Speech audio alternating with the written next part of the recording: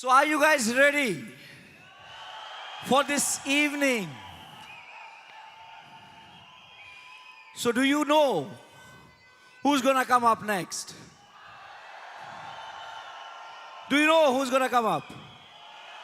No, you don't know. You guys don't know actually. Trust me, guys, it's a treat to listen to him. And we can't talk about him with this energy. It's a treat today for all of you.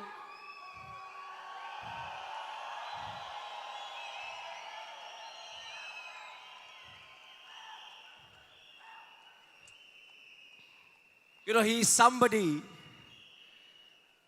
who is the reason why we all exist in this business. He is the reason why we all are gathered here. You know, he is a firm believer in the power of thought and master plan. And this was his thought. You know, he had visualized this 11 years back when he started his journey. That one day, he will have an empire across the globe. He had imagined that he will have a family across the globe. And the very fact that we are gathered here today in this arena is because of that one dream that he had, that thought, that belief that he had. So that's the power of his dream, that we all today are gathered in this arena. The DNA of our organization, Team Infinity, is relationships only and only because of him. He's someone who has always has an ear to listen. I still remember my first time when I went to his house. He's such a great friend. You know, you will not feel like you're meeting him. Thank God I didn't take his name. You will not feel that you are meeting him. You know, there's one nice quote written in his house. Okay, life isn't about waiting the storm to pass, but it's about dancing happily in the rains. It says so much, guys. You know, all the lifestyle that we know today, the brands, the way to dress up, the way to hold a drink. So he is the one who taught us all. You know, in fact, we all grew up listening to his stories from our great upline. So when I started this business, you know, AVP Kavita showed me the plan, Sachin Bhai, Sharfun, Kavita, and all the senior uplines of yours. They used to talk about their journeys and how they started and how they would go to his place and how they would learn every single thing from this man himself. So whatever we see today that Infinity has is his brainchild, is his creation.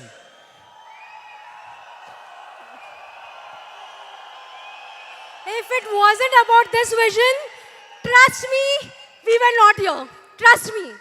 And we really don't know where we were today. So we should be really thankful for this moment, for you to make it a memory today.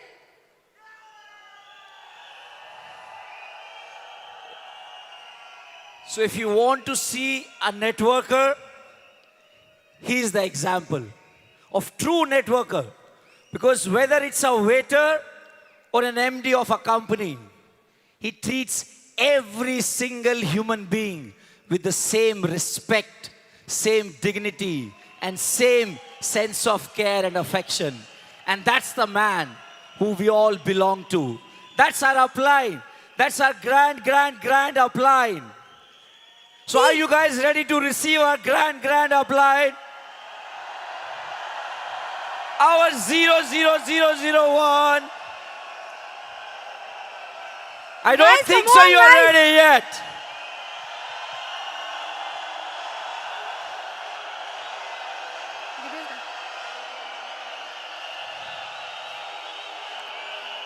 Guys, I have to tell you something more.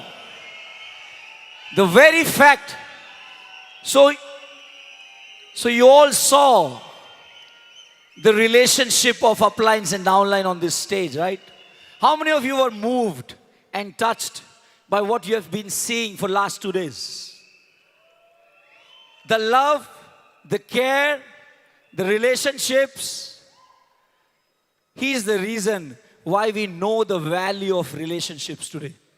Trust me, guys, it's not about what we talk. It's not about how we talk. It's about how this mesmerizing speaker is going to make you feel today.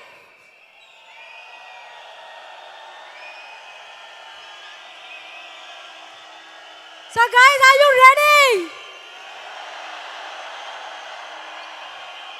Pooja, you think they are ready? You think they are ready?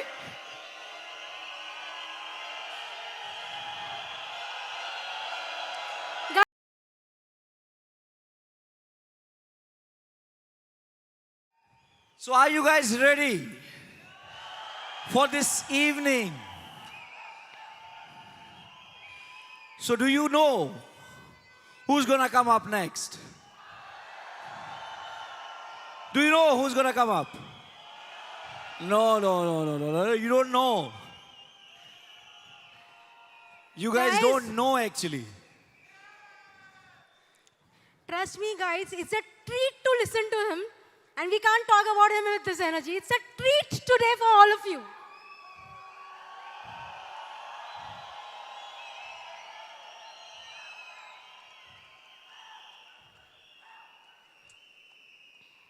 You know, he is somebody who is the reason why we all exist in this business. He is the reason why we all are gathered here. You know, he is a firm believer in the power of thought and master plan. And this was his thought. You know, he had visualized this 11 years back when he started his journey. That one day, he will have an empire across the globe. He had imagined that he will have a family across the globe. And the very fact that we are gathered here today in this arena is because of that one dream that he had, that thought, that belief that he had. So that's the power of his dream, that we all today are gathered in this arena. The DNA of our organization, Team Infinity, is relationships only and only because of him. He's someone who has always has an ear to listen. I still remember my first time.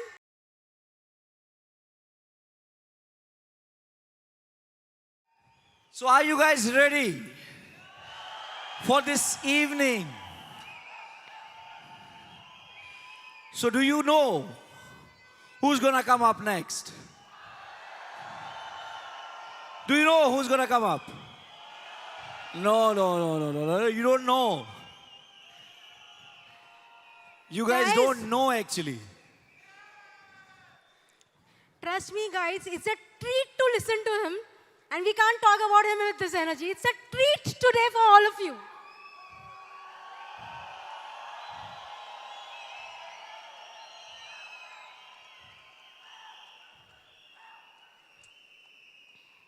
You know, he is somebody who is the reason why we all exist in this business. He is the reason why we all are gathered here. You know, he is a firm believer in the power of thought and master plan. And this was his thought. You know, he had visualized this 11 years back when he started his journey. that one day he will have an empire across the globe. Yet imagine that he will have a family across the globe. And the very fact that we are gathered here today in this arena is because of that one dream that he had, that thought, that belief that he had. So that's the power of his dream that we all today are gathered in this arena. The DNA of our organization, Team Infinity, is relationships only and only because of him. He's someone who has always has an ear to listen. I still remember my first time when I went to his house. He's such a great friend. You know, you will not feel that you're meeting him. Thank God I didn't take his name. You will not feel that you are meeting him. You know, there's one nice quote written in his house. Okay, life isn't about waiting the storm to pass, but it's about dancing happily in the rains. It says so much, guys. You know, all the lifestyle that we know today, the brands, the way to dress up, the way to hold a drink. So he is the one who taught us all. You know, in fact, we all grew up listening to his stories from our great upline. So when I started this business, you know, AVP Kavita showed me the plan. Sachin Bhai. Very nice things have been said about me. And I just want to tell you that as an upline, I consider myself nothing more than a street sign. You know what a street sign is? When you drive, you have a street sign, right? If you want to go to this destination, you got to go this way. And so many kilometers or whatever. Or you can go the other way if you want to go somewhere else. So I just like to tell all of you that over the last 12 years, I have been nothing more than a street sign. Because what does a street sign do? A street sign just points you in the right direction. But then the person traveling has to still finish the journey. You understand what I'm saying? So all I've done is been a street sign. All the success that your uplines have had, although they say it's because of me, it is not. It's their hard work. They have done it. They have traveled. They are traveling on that journey to their destination, which they have chosen. Because many people, I pointed them, but they're not here today. You understand what I'm saying? So my first point is, your upline can be nothing more than a street sign. Cannot make you successful. Can guide you and point you in the right direction. That's all, that's the maximum you can do. So how many of you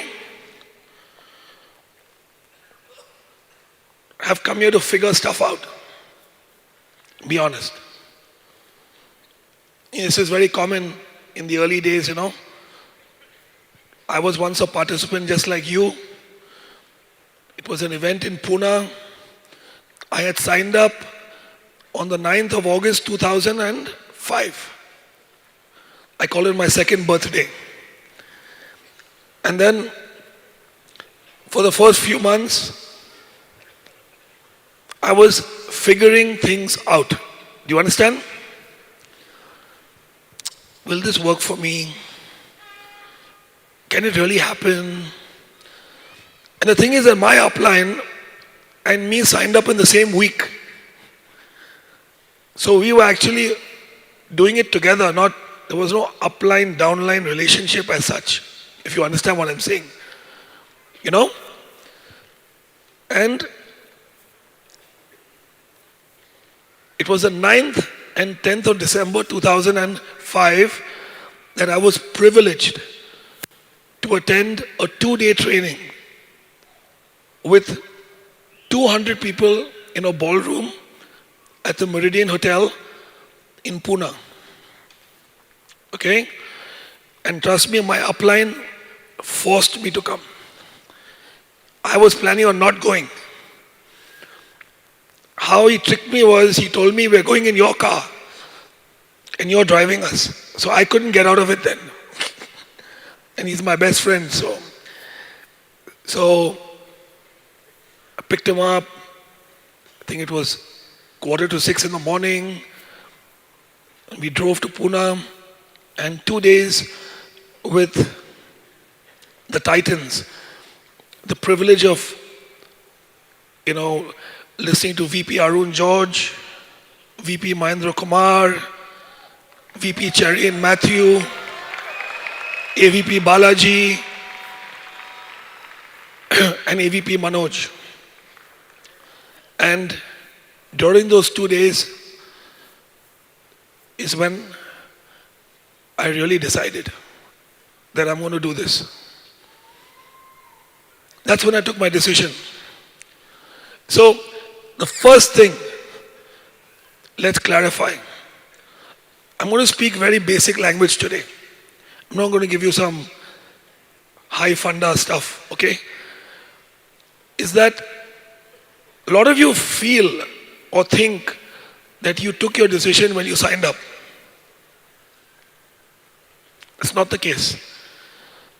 I call it, the day I signed up, I bought my ticket to the football match. That's it. Or the cricket game. Do you understand? I just bought my ticket, that's all.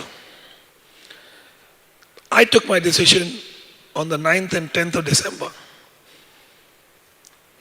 I went to my upline, shook his hand, said, watch me now. Watch me. Now it begins. That is when I decided. The click went off. I said, this is the way, man. I'm going to do it. And there's a book written by Sir Richard Branson. It's called Screw It, Let's Do It. I love that book. That's what I told him, screw it, let's do it now, man. That's it. Whatever it takes. So, what is a decision? We decide on things every day, don't we? We decide to get a gym membership. In fact, it's a good time to talk about decisions because the New Year's, we are in the New Year's, right?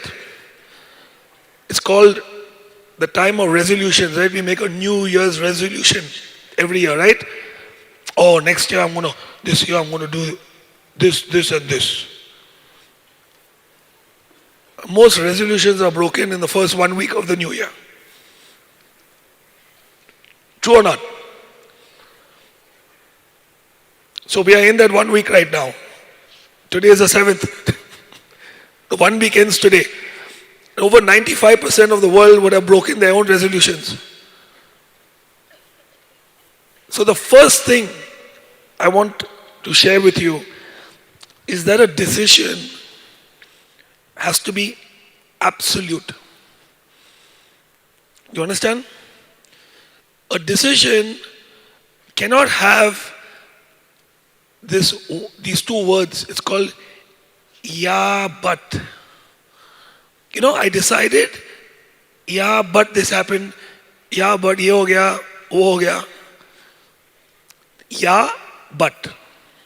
How many of you use this word, yeah, but? Yeah, but True or not? The world lives on these two words, yeah, but. Yeah, I know, but. A decision has to be unconditional.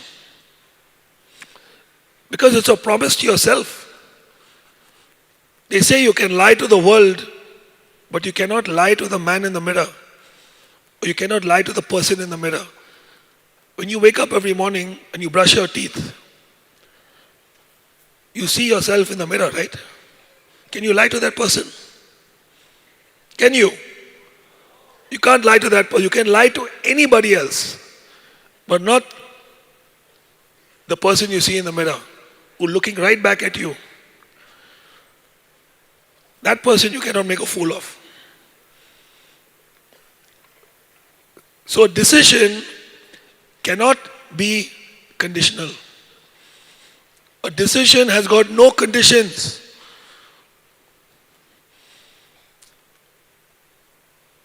Do you agree with me or not? So guys, you got to higher your standards. Why are you lying to the person in the mirror? Who are you fooling? You're fooling yourself. That's it. And there's something I learned very early in life.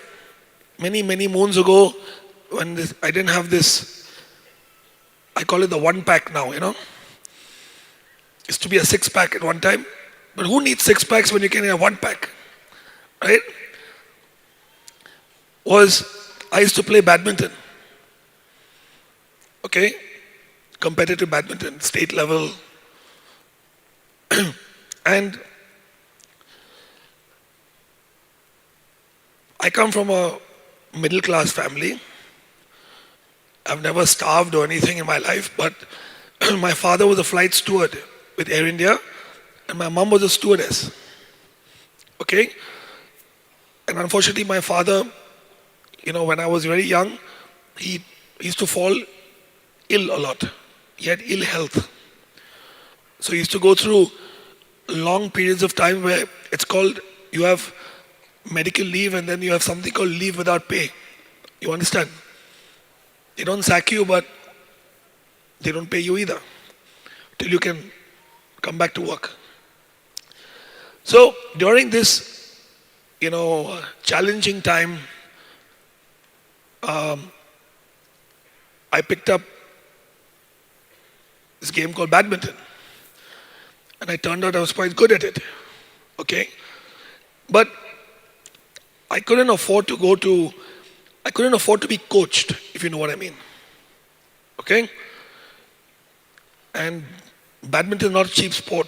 Shuttlecocks cost a lot of money. Okay? And then you have your rackets, and when your strings break, you have to replace them.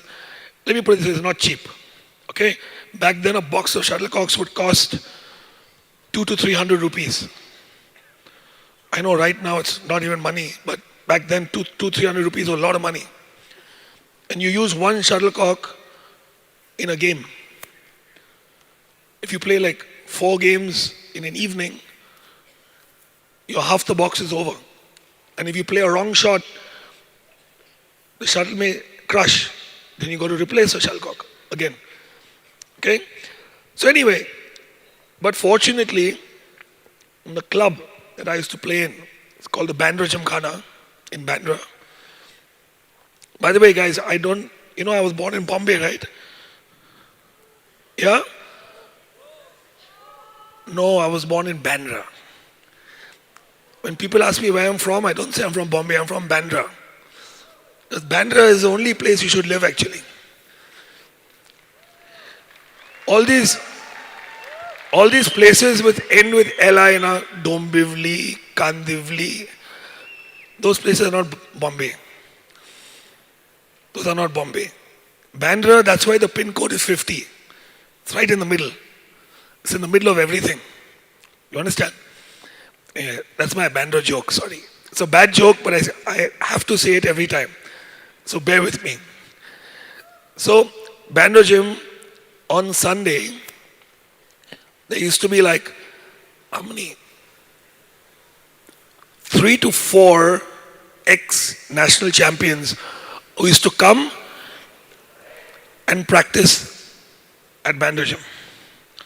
On Sunday, early evening, I still remember, they used to come at about 4 o'clock. And that was my highlight. I would just go and watch them. They're playing against each other.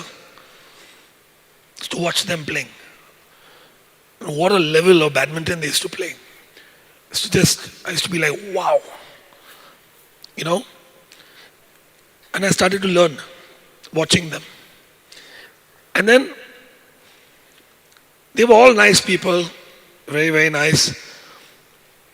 And they used to have, each of them used to run a training camp, like an academy, you know what I mean? So they used to keep telling me, Dave, why don't you join? So I told, there was one very, very kind man. He had won 14 national titles. Can you believe it? In doubles and mixed doubles. With 7 different partners. Every year, he would play with a different partner and win the title again. Man, that means something. Normally you stick with one person, right? That's how good he was. So he felt sorry for me. So after they used to finish or in between a break, he'd say, come onto the court. And he would start hitting with me. You know, play with me. And give me tips. You know, you're taking it too late. Try doing this. Your body weight, footwork, we call it court craft, you know. He taught me how to practice, how to do lunging, you know, how many steps I should take for each shot to cover the full court. And he corrected many, many flaws in my technique. Okay? And it really helped. And he would play with me a little bit. They were very nice people. I was blessed. So, although I didn't go to an academy, I think I got helped. Because it was only because they saw my dedication. You understand? I would be there before them, waiting for them to come. They could see the excitement in my eyes when they started to come into the club. I would get them the water. Do you understand? After the game, the court gets wet with perspiration. I'd get the mop. I would mop it up for them. And basically they just saw my dedication and they started to coach me without being paid. Once a week, told me what to do. Okay, this is improved from last week, but now you got to work on this, and this. As you get tips, it's called tips, pointers. What were they? Street signs. And I would religiously practice whatever they told me to practice. They told me how many days a week I should go jogging, how much I should jog, how much I should sprint, what I should do in the gym. They were not there to do it with me, but they gave me instructions. Do you understand? And I gradually got better. I got better. And I became one of the top. I used to be ranked 5 to 8. Seeding, you know, seeds, you have seeding. So I was never top 4. I used to be either 5, 6, 7 or 8. Mainly 5 to 7. I would keep floating. And there was this one guy, man, this is juniors of course, I'm talking, you know, as a teenager. There was this one guy, he was so talented. He used to make me look like a monkey on the court. If I played him, he had mentally destroyed me. You understand? That time it was 15 points. And you could only win on your own serve. Now the rules of badminton have changed. It's 21 points and it's table tennis scoring. You can win on the other person's serve also. And this guy, the racket in his hand was like a wand. I sometimes wondered whether he was carrying a racket or a wand. He would deceive me. He was just better than me, plain and simple. And yet, the strokes he played were unbelievable. I didn't think it was humanly possible. The angles he got. And whenever I played him, I was like mentally destroyed before I got on the court only. Because I had never taken more than 5 points from him. 5 points. You understand? So the season got over, and I went to I call him my mentor, not my coach. This gentleman was to help me. And I said, I'm so unhappy. Should I start playing tennis instead? And I don't think I'm very good at this. Because we had tennis courts also. And I was good at tennis also. I used to play tennis. So I said, do you really think I can make it? Or should I focus on tennis maybe? He told me a couple of things. He's saying, Dave, you are not the most talented player. Let me tell you this. He said, well, I'll tell you what your strength is. You can grind it out. You know what grinding it out is? In other words, you give it everything. And he said, that is your asset. So what I want you to do is I want you to get fitter and faster. Because that you can physically do. You understand? It's in your control. I can't teach you to be a magnificent stroke maker. I can't do that. Either you have it in your DNA or you don't. Someone like John McEnroe, genius, right? You have guys like who just stay on the court and run. So what he told me to do, he said, I want you to go to the sports shop. And you have that time you have anklets, anklets which you can wrap around your. So anklet and wrist. He said, I want 1 pound. Used to be with a sand at the time and Velcro tape to wrap it around. He said, I want you to start playing, because when I was playing the other 6 days of the week, I was the king of the club. So I used to beat everybody. They say, but I wasn't playing against good players every day. You understand what I mean? The kind of competition that I needed to play against. So he said, number 1, I want you to start playing people 2 against 1. Now those 2 people playing against me alone. It becomes very tough, you know that, right? 1-on-1, 2-on-1, even an ordinary 2 guys can really beat you. You know what I mean? Because they've got the court covered, front and back. So he said, you will play 2-on-1. When you play them, you will not smash. Don't smash. You cannot smash. In other words, I just got to keep hitting it back or playing it in the front or hitting sideways, but I can't kill. You know the kill in badminton, you jump and you kill it, right? So you're not allowed to do that. And you will play them with 1 pound anklet on each leg and half a pound on each wrist.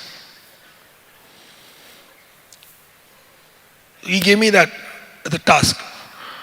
So I did it. I went with my father on the scooter. Told Dad, I will buy this. They weren't expensive. So I put them on my thing. And I became cuckoo. I used to wear them to school also. The class used to make fun of me. So I used to go to school. And under my socks, I had I used to wear them over the socks. And they asked me, what are you doing? School uniform, no? I used to say, no, I have a ankle and wrist problem. So I have to wear these. The doctors told me. So the principal excused me wearing this.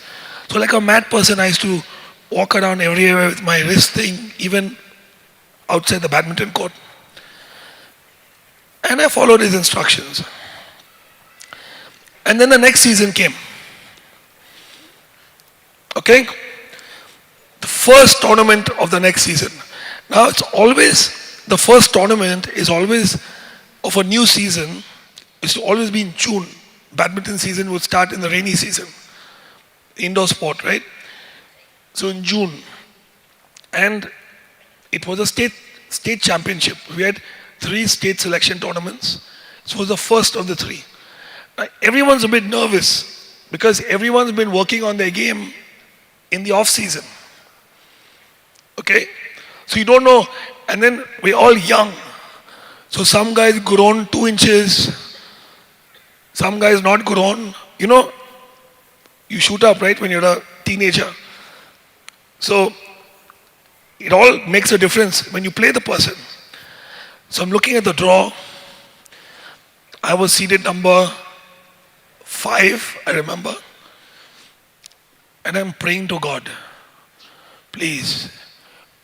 Because the seeds, the 8 seeded players, they start playing each other in the quarterfinals.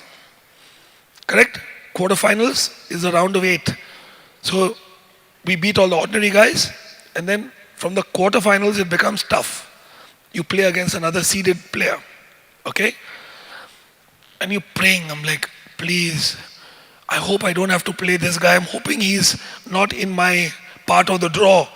So at least I have a chance of making it to the final. He'll beat me in the final, but that's okay. At least I'll get the points, you know. And I look over there,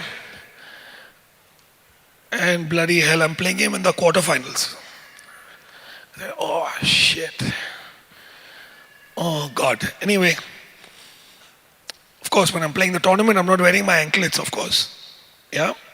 So I felt playing the first 3 rounds, then pre-quarterfinals, then quarterfinals. So I felt a little stronger. But it's hard for you to judge your own. And I'm playing against ordinary guys, you know. So maybe, but that gut feeling was there that I'm feeling like I'm quicker, a little stronger than last year. And all my opponents in the changing room started saying that, Dave, you're playing well, huh? Well played. They complimented me on my performance. The people who had beaten in the 4 rounds. And then the quarterfinals came. And there he was, waiting for me with a smile on his face. Come, Baba. I was his bakra, na? He used to call me his grahak. You know, grahak? His customer. So he said, mera grahak aa gaya, chalo aa jao. We used to do a lot of sledging in the locker room. You know, Are, my grahak has come. And the match started. And it was strange. Long rallies. Endless rallies. Back, front, back. Boom, boom, boom. And a lot of, we used to call it side outs. In other words, I would serve, he would win the point. Then he would serve, I would win the point. So the score wasn't moving. You understand what I mean? Because back then you could only win on your own serve. And it was going on. It was quite a long match. And the umpire called out a score. He said 8-all. And I had never taken more than 5 points from this boy. Ever. It was 8-all. That is when I started believing. I said, shit, man. 8 points, huh? And I started observing his body language.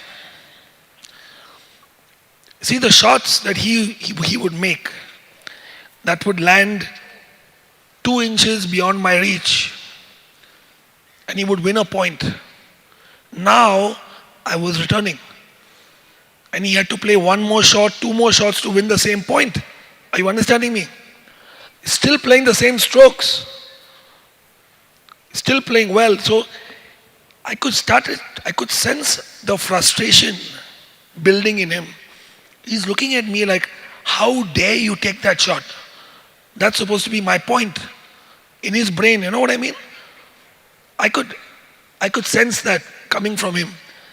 And then he started to go for riskier shots.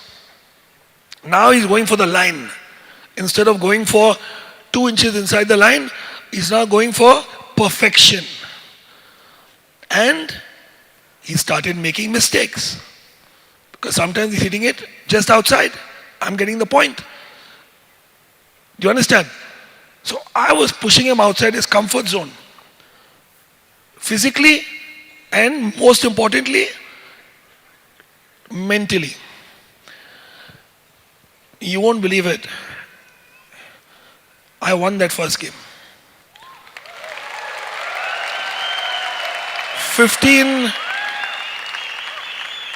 15-12, I beat him. I remember. And I was like, wow, what the hell? I'm freaking Superman. And I walked to the other side. And the next game, I beat him 15-10. And it came in the newspaper. Upset. Wadhwani upsets. I won't take his name. He's a good friend of mine. And it came in the Times of India, sports section. Small. Article was this small. Yeah, but cut it out, put it in your scrapbook, you know. Back in the day, that's how we would do it. You're into school and all that thing. But you know what was remarkable is that the season went on, right? By the end of the season, I was giving him 5 points. Do you understand? He was struggling to take 5 points from me.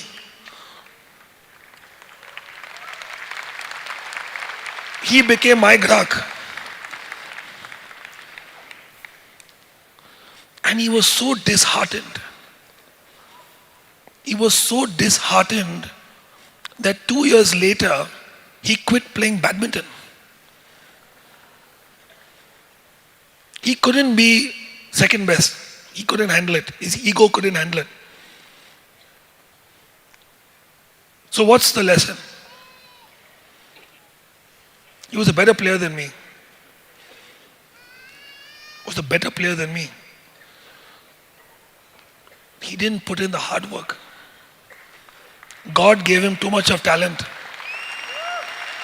Do you understand? God gave him too much of talent. If I had his game with my work ethic, I could have been a special player. I didn't have his talent.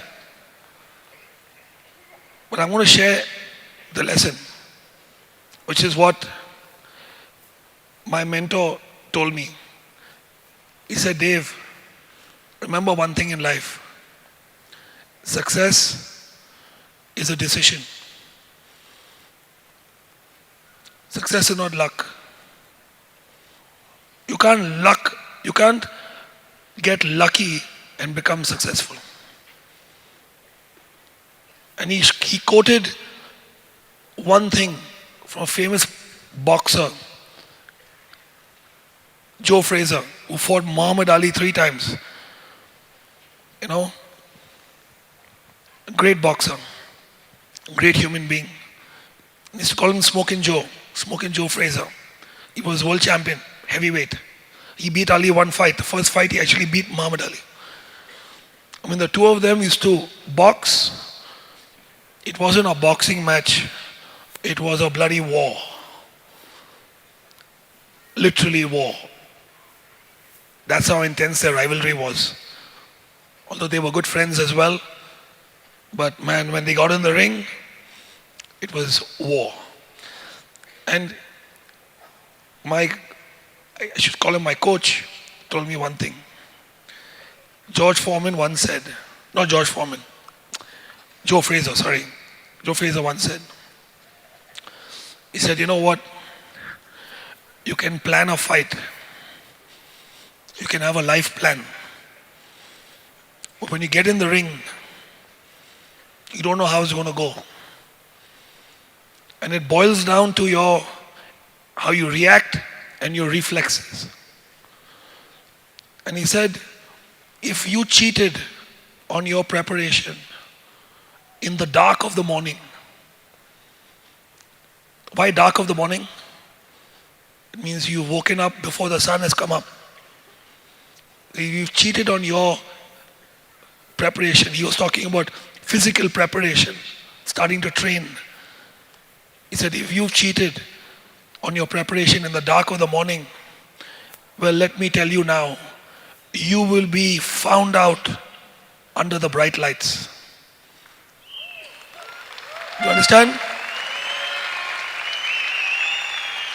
When the world is watching under the bright lights, if you've cheated in the dark of the morning and not prepared, you'll be found out under the bright lights. And that's going to be humiliating and embarrassing. So success is a decision. So congratulations all of you for taking this fantastic decision to sign up.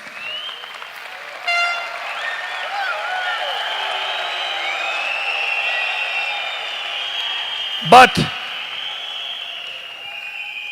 have you really decided? That's the question. Have you really decided? Because success is a decision. I didn't realize this, but I had decided to become better during that one season. Do you understand what I mean? And in the off season, I trained harder than I'd ever trained in my life. Under the dark morning. I used to wake up early. I had to go to school.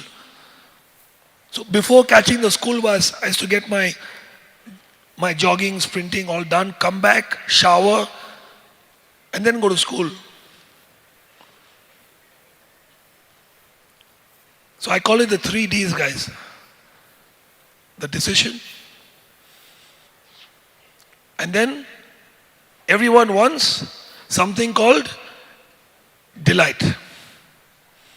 Delight means, now where is it? Where is it? It's not happening. Where is it? Where is it?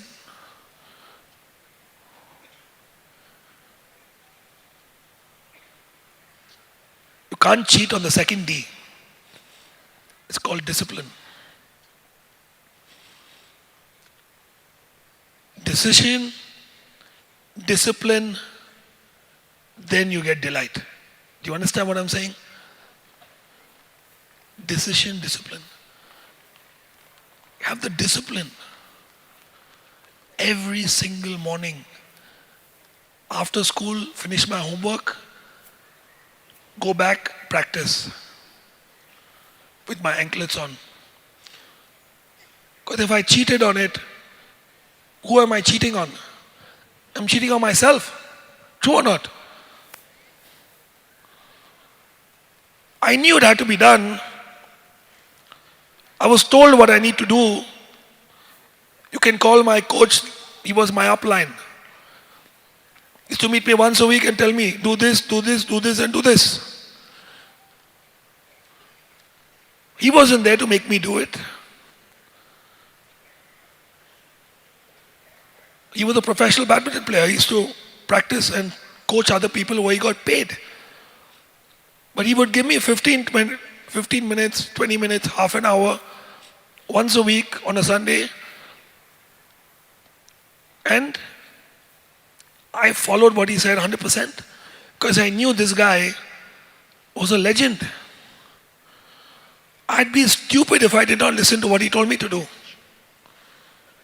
And I had a decision to make. And I used to come home and I used to wear 2 pairs of socks. And when I used to take my socks off, I used to go to the bathroom and I used to do it like the dhobis do now. They squeeze your socks and sweat would just be dripping. My shoes, after wearing 2 socks, were still wet. And my mom used to keep it in the balcony so that by the next day, it had dried up. Blood, sweat and tears. You understand me, guys? There are no shortcuts. If you don't have the discipline, pack it up and go home right now. It's never going to happen for you. And it's a daily discipline, guys. You can't say, oh, I trained hard 1 week. Bullshit. It never worked for you. You got to keep doing it. You got to keep pushing yourself. But in this business, physically as well, because all of you are probably working, not all of you are full-time. So what's the sacrifice? Your TV time, your sleep.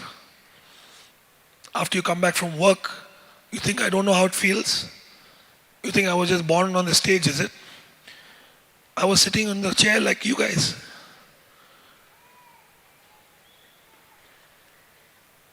So, the discipline. How many of you want to know my journey when I started? Yeah? Happily share it with you. So I was a full-time, I used to be an investment banker. I don't know whether you all know this. And I used to work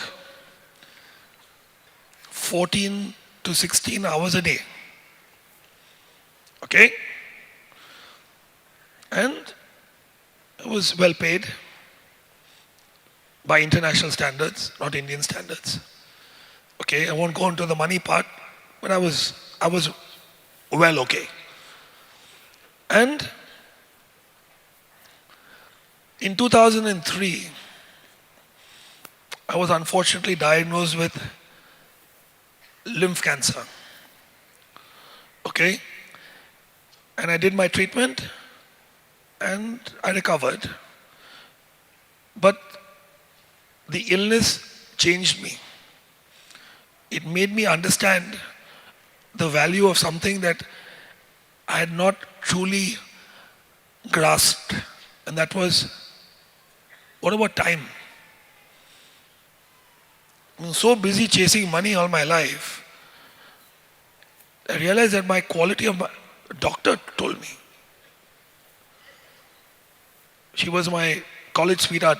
She's one of the top oncologists in the world today. She went to medical school, I went to business school. She told me, Dave, you're not burning the candle at 2 ends, you're burning it at 4 ends. He said, you cannot push yourself this way. Youngest vice president, youngest MD, top performing fund manager.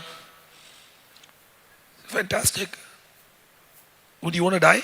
She asked me. She said, you got to change your life. And that's when I understood that I bloody had no time. I started putting on weight. You know what I mean? So this was 2003. So I said, but I only knew finance. So I started my own hedge fund. I quit my job. When I started my own business, my own hedge fund, I was working even harder, man. Because now it's my business. You understand? So that wasn't working either. I said it was making me money, but it wasn't fulfilling my objective. You understand what I mean? My objective was, I want to have better quality of life, not just money. Of course, I want more money also, but I also want better quality of life.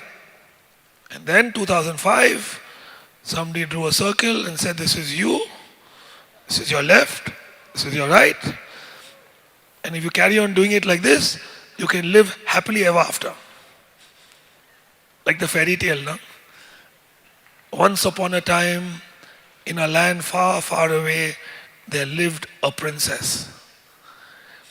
Right? And then there was another handsome prince who came on a white horse.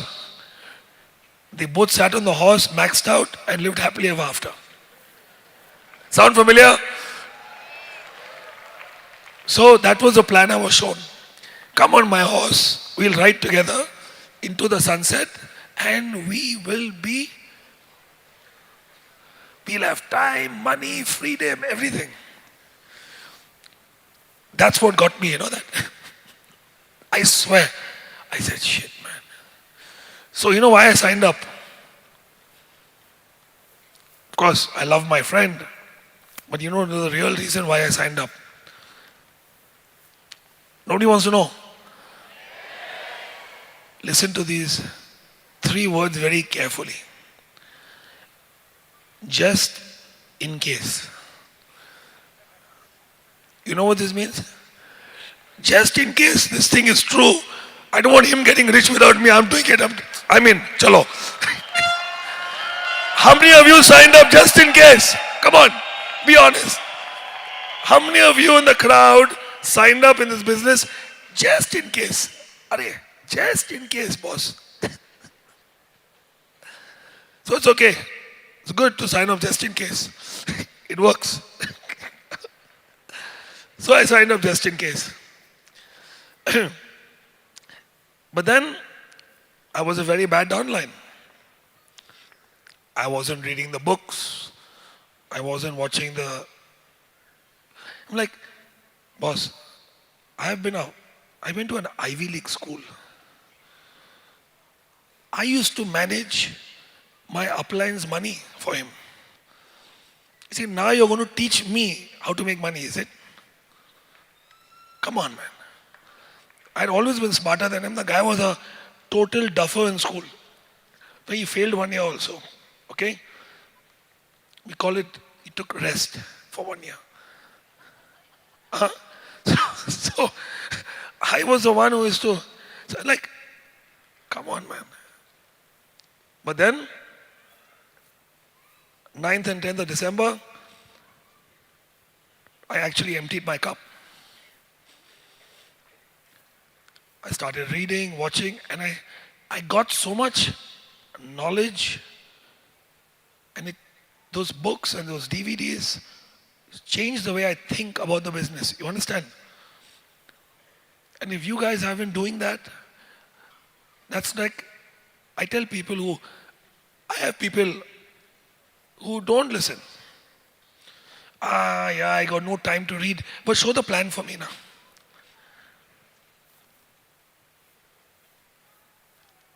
You're lucky I'm not your upline. There'll be no plan shown. If I know that you're not reading and watching, don't have to finish everything, then I show the plan. Simultaneously. You understand? I will drop you like a hot potato. Say, boss, use your product, be happy, see you, don't waste my time. Thank you very much. Cheers. Because you're trying to do a 100-meter sprint in under 10 seconds and max out. But you're not taking the time to tie your shoelaces. How stupid are you if you're not doing that? What does the runner first do? He doesn't just tie his shoelaces, he puts a double knot on it. I used to do knot over knot on the badminton court. Because you don't want to trip and fall on your face, right? So my daily discipline in the business started. I used to read, watch the DVDs, attend the trainings, I started to seek, Emptied my cup, not fully, but some of it. That nobody empties their cup fully. Something always remains inside. Some kachra always remains. But every day, even when I was busy and couldn't show plans because my work schedule was horrendous, or I was traveling to America and to England and Hong Kong. How can you show a plan when you're the only guy in the team? So, what did I do? I used to go to the virtual office.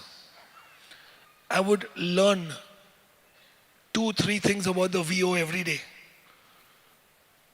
Do you understand?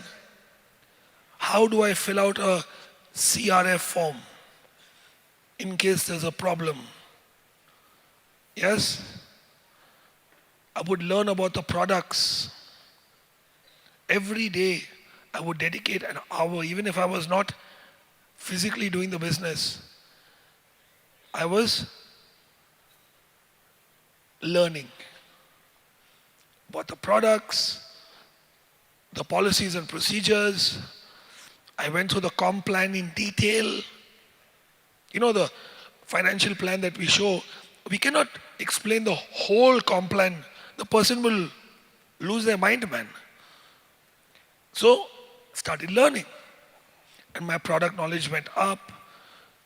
I became self-efficient. I didn't need my upline's help for many things. Okay? And on the days that I was free, if I didn't do 5 plans in a day, it's like I had not even broken a sweat. You know what breaking a sweat is, right?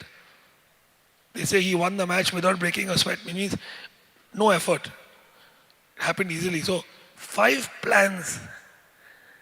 And your uplines at the back have done the same thing. I remember Kavita and Sharfun and Vivek and Sachin.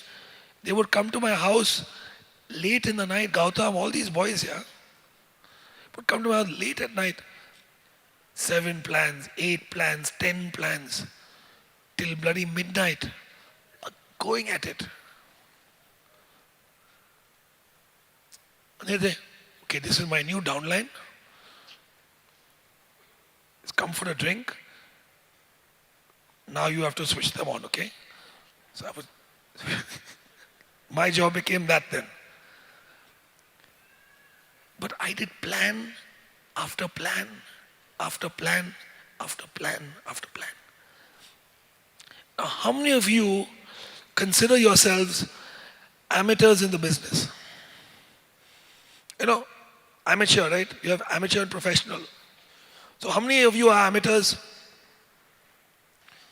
Okay, keep your hands up. Those of you who think you're amateurs. Now, no, keep your hand up.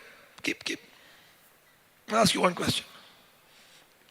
Have you got 100 rejections? Put your hand down then. When 100 people say no to you now, congratulations, you have become an amateur networker.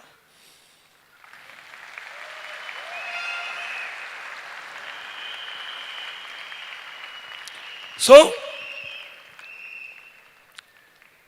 during doing all these plans, I achieved amateur status in the business. Unknowingly, I crossed the 100. People say no.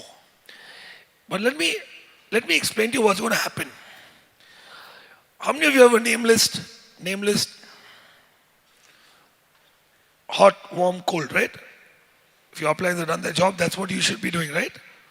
Hot zone, warm zone, cold zone. They have not taught you the right. Kavita, I'm very disappointed here. They don't know about the 4th list. It's called the suspect list. You not told you about this? That's why they brought me here, to explain to you.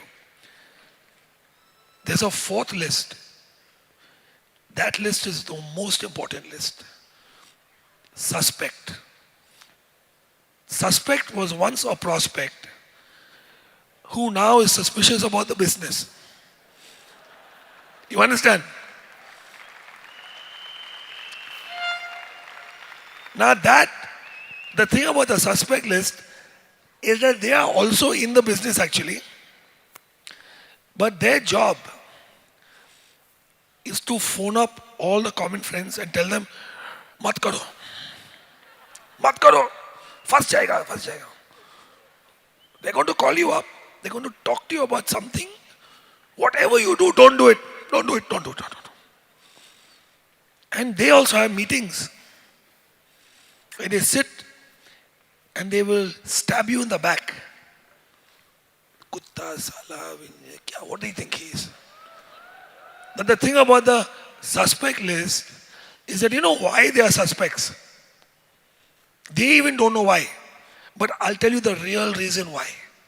I figured it out. After 12 years, I know the truth. It is because when you showed them the plan and you said, in the 5th year, happily ever after, max out. And then you will earn crores of rupees. They're looking at you like this. How dare you? In their mind, they're thinking only one thing. How dare you? How dare you tell me that bloody 20 years of bloody education and all these decades of work experience that I'm a donkey and you're going to become a millionaire drawing circles? Are you mad? And you tell them, I'd put the pen down after the plan. The guy saying, I don't think this is for me. Oh Lord. If you've not heard that, then you're a virgin.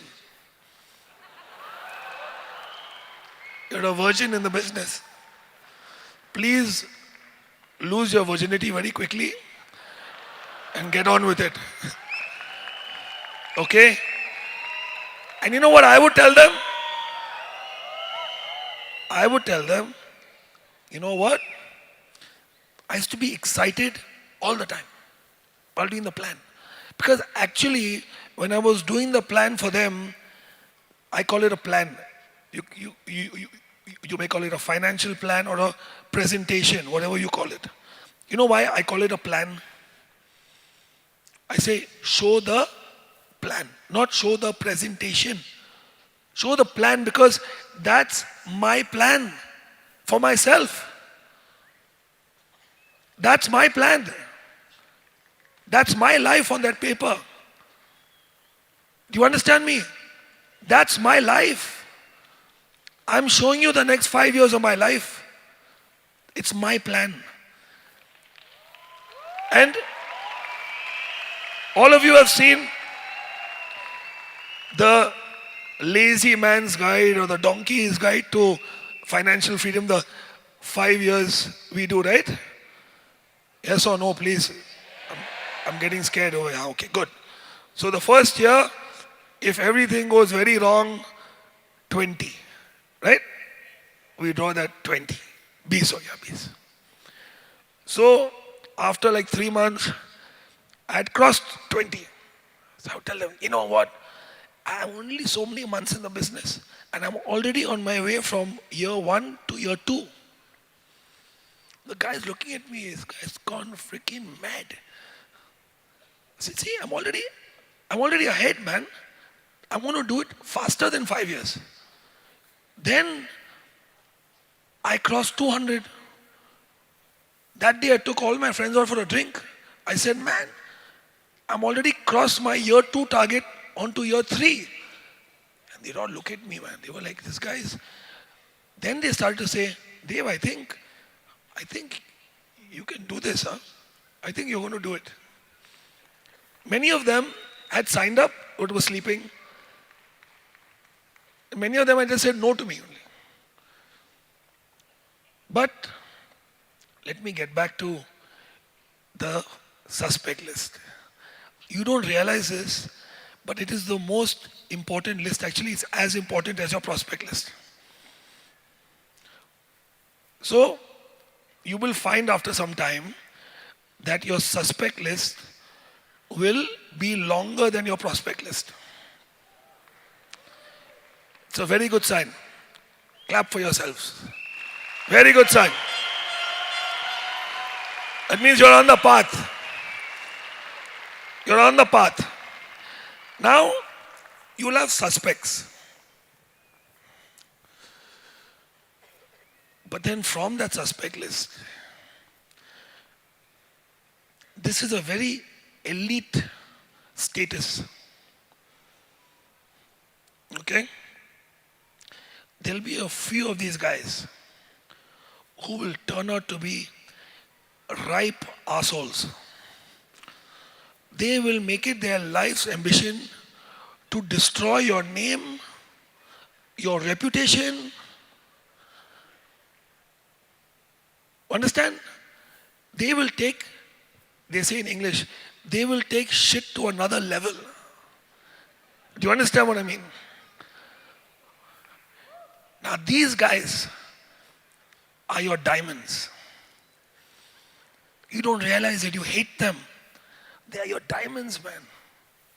They are you have, when you get those guys, then you've gone to another level on the ladder. So I had these two guys. And they used to sit at the local club and all they would do is talk shit about me. Oh, this, that, oh, now this is happening, that is happening, oh, this about the company, this, that.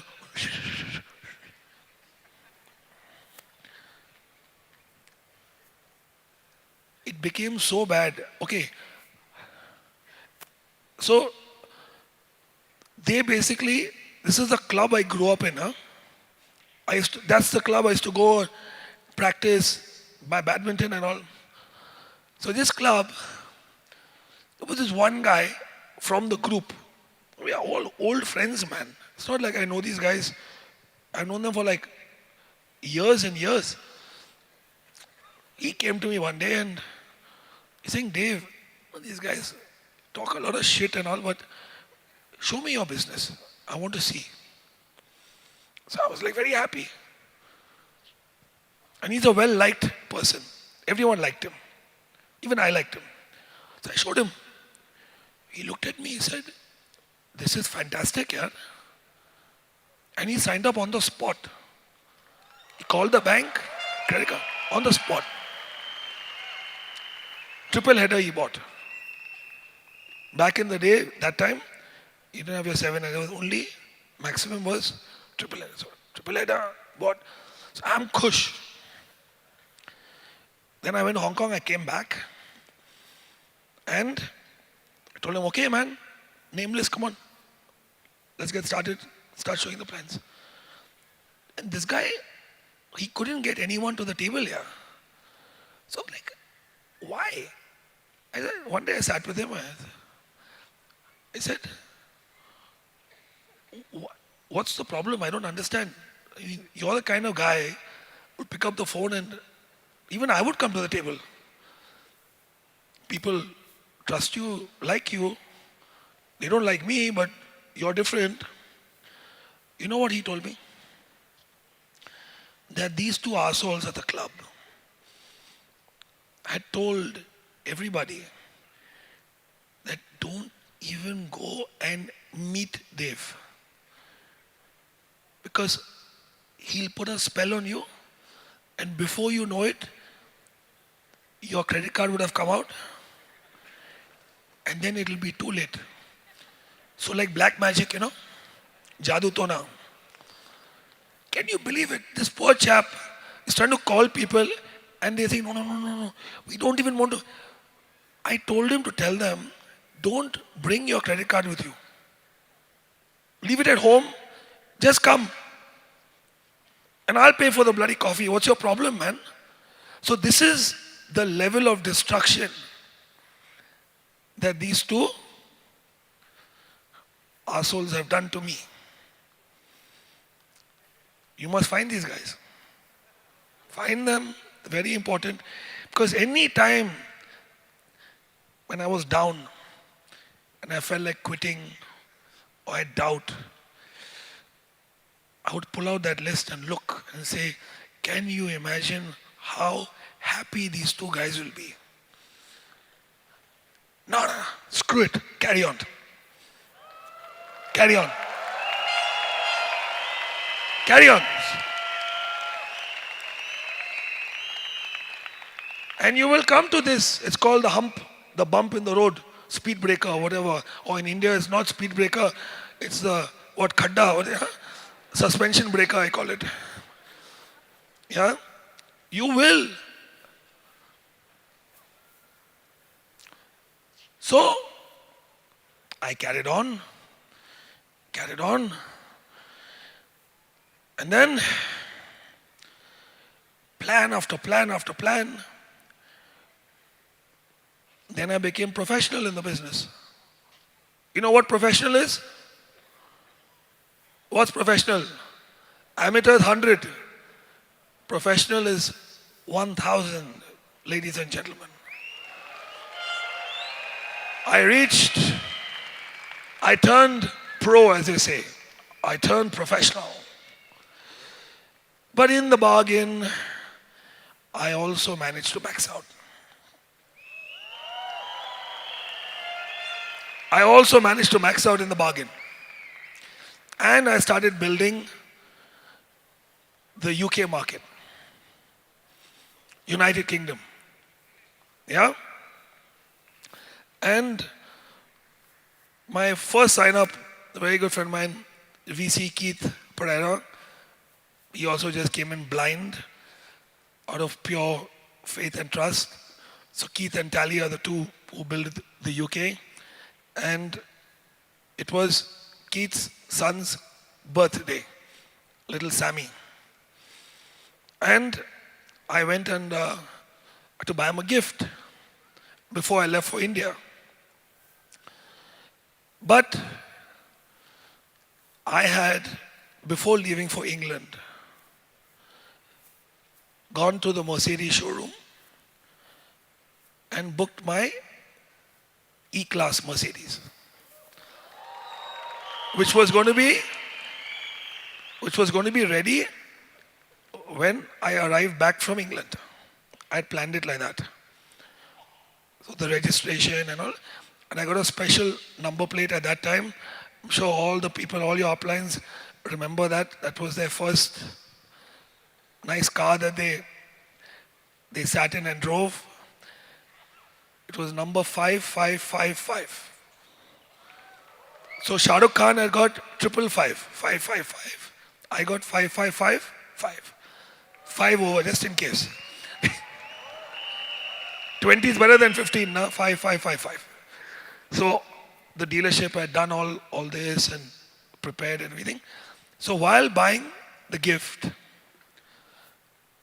I had to buy a gift for his daughter also because she would cut the birthday cake and she would get upset. She was younger than he was a small little guy, Sammy. So Izzy. So I had to buy 2 gifts. I had to buy both the kids a gift. So I bought him, I still remember, he still has it, I'm told. Or he's a teenager now.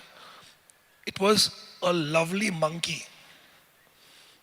Like a monkey soft toy, you know. It was really nice.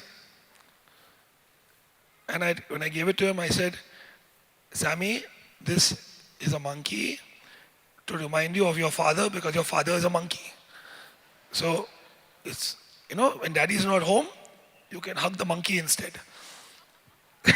So, and I was going through, I was at this shop where they have all this fun stuff, fun stuff. And I saw fake shit. You know what fake shit is? It looks just like shit, but it's made from like plastic or something. So you can play a prank on somebody, you can put it on the floor and they say, what is that? Then you just go pick it up. So it's fake, not just shit, dog shit. Okay? But it looked so real. I was like, wow. Let's buy some shit today. So I bought these 2 beautiful, they looked, even, let me not get into shit, forget it. They looked like they were fresh. like a freshly baked cake, you know. It looked beautiful. So I bought two. I gift wrapped it. And the next day I flew back to India, picked up my car, and it felt so good. I drove down Carter Road in my car, and that time Mercedes was quite rare. You see a lot on the road now, but back then a nice number plate and that fresh smell of that leather, you know, beautiful. And I had a sunroof, so I put the sunroof down, I like blasted the music, Bose sound system, or the Harman Kardon, I think, and I was in seventh heaven. I had achieved the third D, delight. But the second D took the longest. That was the discipline. And then I went to the club. And the club had a parking lot. And my car's got those flowers we put on it, right? When it's a new car. I had already broken the coconut and everything done. And I parked the car. Now, I live in a small neighborhood. Bandra is small, and this club is even smaller. Okay? Now the word starts going around. Oh shit. He's bought a car. It's called envy and jealousy. It is the mindset of very middle class, sad people who don't like other people to make it in life. They want them to stay exactly where they are. Correct? Because I should have become a flight steward like my father. How dare he? Do you understand? Quietly, I went, sat at my same table over there, did not say a word, with the Mercedes keys on the. Waiter came, ordered the drink, and slowly people started to come and congratulate me. Hey man, well done, yeah, you have a really nice car. Because there was only one Mercedes parked in the whole of the club parking lot. And everyone, and these are people who come there every day. So like, hey, we know exactly whose car belongs to whom. Because these are regulars, right? Can you visualize what I'm saying? So suddenly there's a new car, and they'll ask the watchman, the gate guy, वो किसका गाड़ी है? Dev साहब का. So slowly the Mohammeds, people in the bar, in the restaurant, all well wishers. Hey, nice car, man, nice car. And then my two favorite assholes walked in. Oh baby. And they also had to congratulate me. Correct or not? They had to come up and they had to congratulate me. So they did. Although they had a smile on their face, they tried to seem as genuine, and I knew what was going on in their head. That was like a bad day for them. A bad day. The worst kind of day. Bugger did it. So they came up and congratulated me. And I had the two gift wrapped waiting for them only. They were on the table next to the Mercedes keys. So I said, I want to thank you. So he said, I don't understand. No. I said, I want to thank you. Because I couldn't have done it without you two guys, man. I would never made it. You guys are the reason I have this car today. And they were like in a state of confusion, shock, and there's a saying in English called being bewildered. They were totally bewildered. What is he talking about? All we've done is screw him all the way, and he's thanking us now. I said, guys, and I took the liberty of buying you a little token of my appreciation. Okay? Basically, it's a small gift. It's nothing big. But it basically represents what you mean to me and what you have done for me. It's a small gift. It's a token.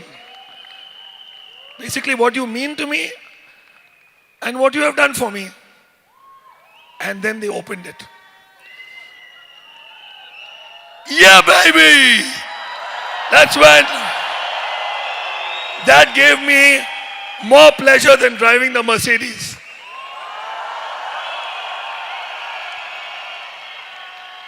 So guys, please don't buy shit. I was a little brash and I had a little more ego then.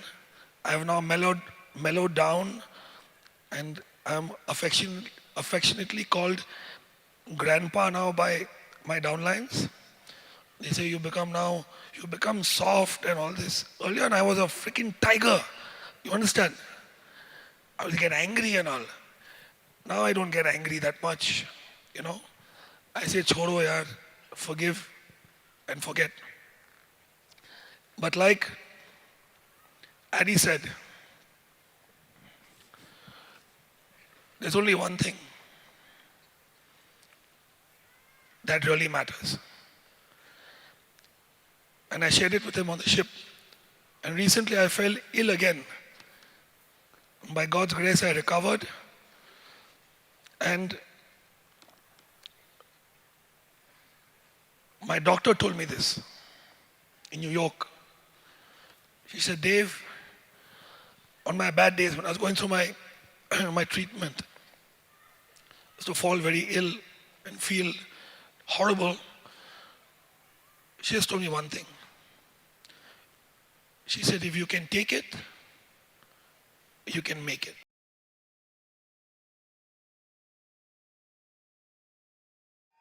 So are you guys ready for this evening? So do you know who's gonna come up next? Do you know who's gonna come up? No, you don't know. You guys don't know actually. Trust me, guys, it's a treat to listen to him. And we can't talk about him with this energy. It's a treat today for all of you.